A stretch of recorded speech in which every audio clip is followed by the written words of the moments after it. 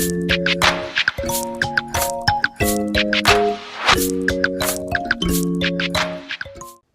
tombang preso ay isang halimbawa ng larong pagtudla o target games na palasak laruin ng mga bata. Unang lumaganap sa San Rafael, Bulacan. Ang tumbang preso ay isang larong Pinoy kung saan ang isang taya ay may binabantayang lata na nasa loob ng isang bilog. Ito ang preso na tinatawag. Ang ibang manlalaro naman ay mga tagahagis ng tsinelas na ang layunin ay mapatumba at maalis ang preso o lata sa loob ng bilog.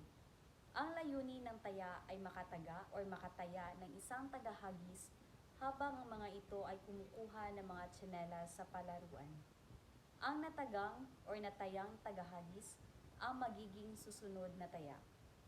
Ito ang mga kagamitan sa paglaro ng tombang preso. Una, tsinelas. Pangalawa, lata. At ang pangatlo ay yeso o chalk na pangmarka. Paraan ng paglalaro.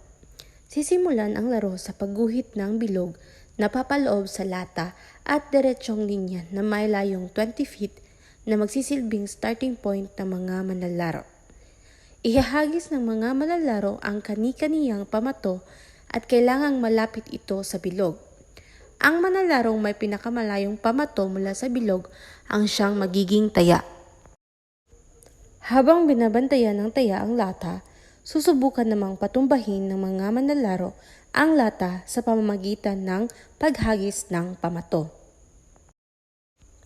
Kapag natumba ang lata, maaari nang tumakbo ang mga manlalaro pabalik sa linya habang kailangan ng taya na patayuin muna ang lata bago hulihin ang ibang manlalaro.